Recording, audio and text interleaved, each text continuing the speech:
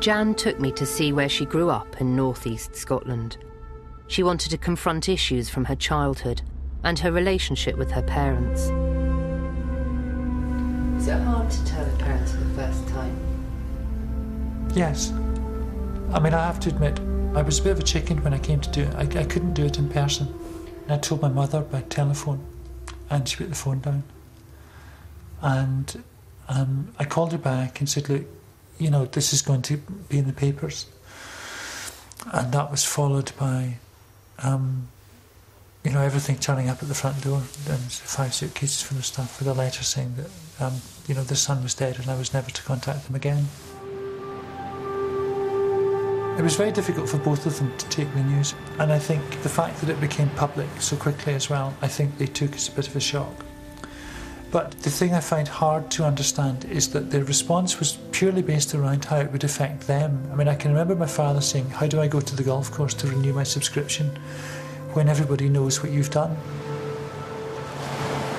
And I find it difficult to understand the complete rejection by people that I care about. And I don't just mean my family here, but an awful lot of people that, for example, I served with in the army, and anybody else who was really associated with me before that. But I no longer have anybody who loves me, actually. And that's hard to deal with because, you know, we all need that kind of backstop, and we all need somebody that gives you that kind of unconditional acceptance.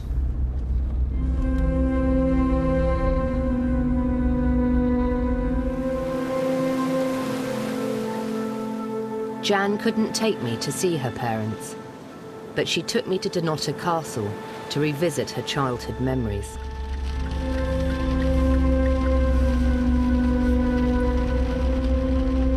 I have some happy memories. It would be unfair of me to say that, you know, I had a miserable childhood thing. I mean, of course I had some happy memories.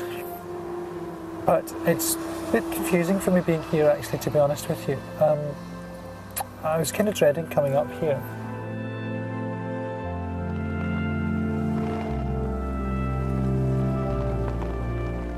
A lot of this has been saying goodbye to a lot of things about, you know, my previous life. I mean, I'm obviously no longer even remotely close to looking like what I've looked like most of my life, but it is a sense of, yeah, I suppose goodbye, really.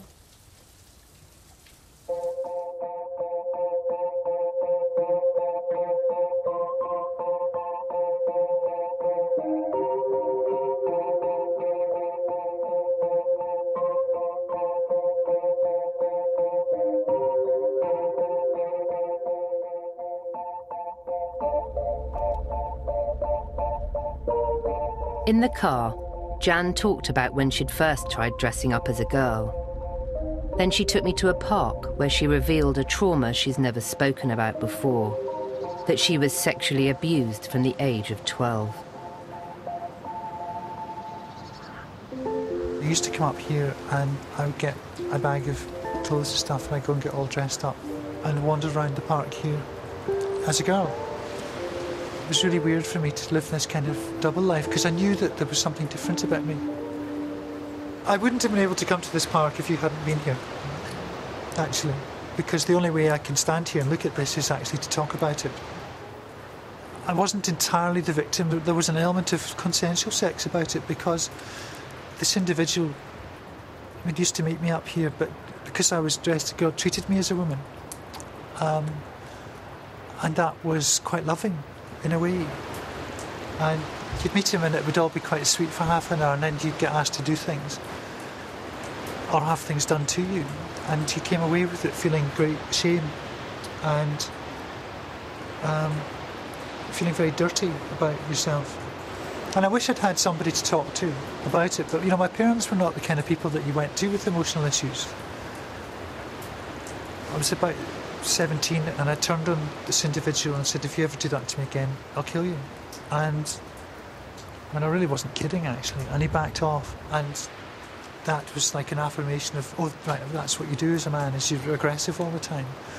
So I'm going to have to go and be a soldier now. And that drove me towards the army.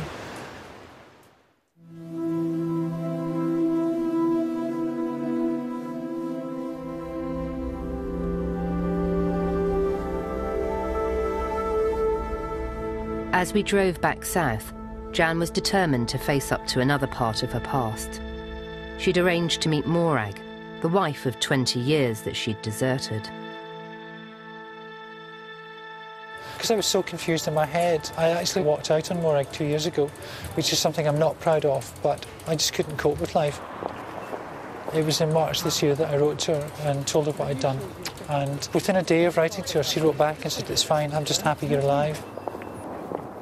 It was actually quite emotional last night when we met, because I obviously looked radically different from the way that I used to look. And I mean, I think it was very difficult for her whenever, sort of within 5 minutes of arriving, the person who was her husband's going to look at my new breasts. When you got angry at me last night, you called me Ian. Well, I spent how many years calling you? Strange that, a bit Freudian that, when you get angry at me, you call me Ian. Maybe that's it. Well, when I get angry, you've normally been like a man.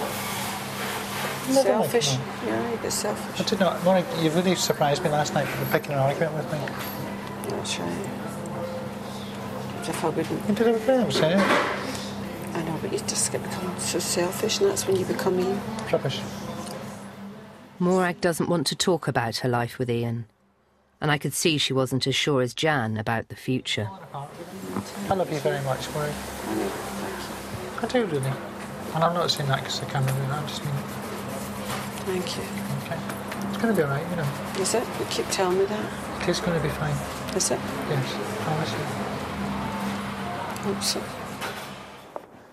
Because she smiled at me.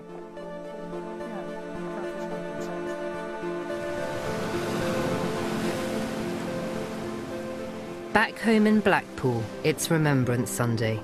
Last year, Captain Ian Hamilton turned out with his comrades in full dress uniform. Now Jan has come to lay Ian, the soldier, to rest. The soldier that was in me was, well, that was Ian's thing. I'm actually really happy who I am now, and that person is not a soldier. There is no more Captain Hamilton.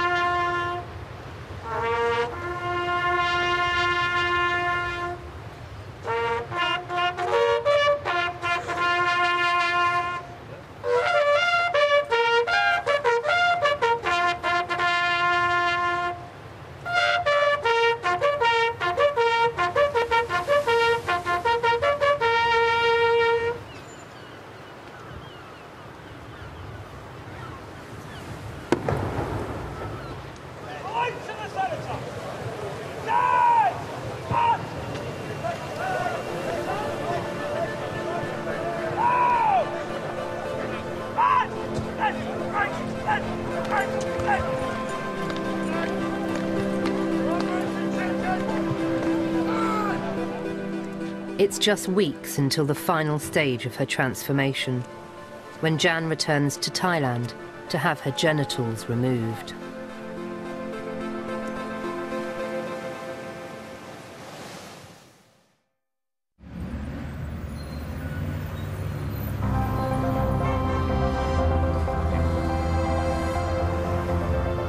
The story of Jan's transformation from a paratrooper into a woman has attracted yet more attention in the media.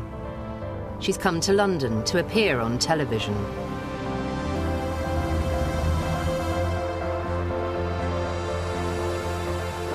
Oh, sweetheart. You look brilliant. You really do. Jeez, I mean, I know from the pictures, but your face is great. Bloody hell, you must feel great. I do. This is what you were supposed to be. Well, absolutely.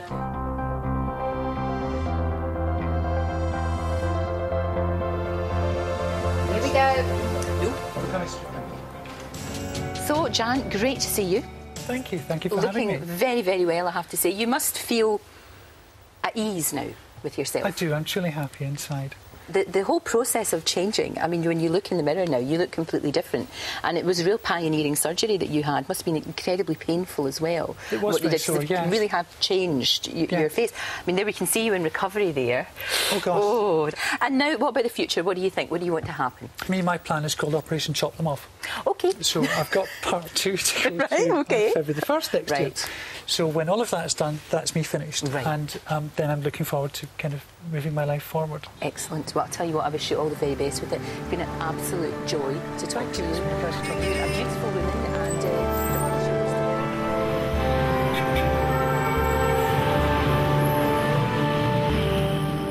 In February 2008, Jan flies back to Thailand for the final stage of her sex change, the genital reassignment surgery. Jan is unnervingly calm. She seems completely undaunted by what lies ahead.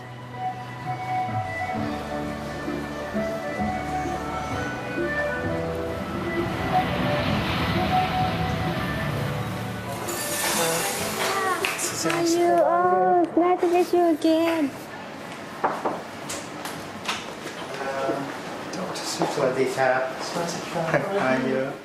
Dr. Suporn, the surgeon who changed Jan from the waist up, tells her how he'll change her from the waist down. I use one part to this part. I will use it to clear your clitoris. Right. You will have the sensation here. Oh, okay. It's behind your clitoris near the urethra. Right, fabulous. And this Incredible. Dr. Suporn explains that although she'll never be able to reproduce, Jan will be able to have sex and reach orgasm. What are you going to do to you tomorrow, Jan? He's going to take my scrotum and turn that into a vagina, and then he takes my penis and turns that into a labia and a clitoris. So I've been told I've got good skin to donate, so I'm glad that that organ's actually being some final use to me. So it's like goodbye to my best friend Willie, and you know, I mean, okay, it's been such a massive struggle to get to the stage, you know, financially, emotionally, mentally, everything to get to the stage where I'm going to have this done. But you know, here I am. I'm 43. I'm not young anymore, and I've got to create a life for myself somehow, and I've got to try and start everything from the beginning again. And I don't know if I'm going to be able to do it. You know, when I came here the last time, there was still quite a lot of Ian with me, and I was a bit cocky and everything, and now I'm not. I'm fucking terrified, actually. Your mum and dad were here now, Jan. What do you say to them? They just love me, that's all. Because I love them. You know, I'm my mum and dad, aren't they? And I need them an awful lot.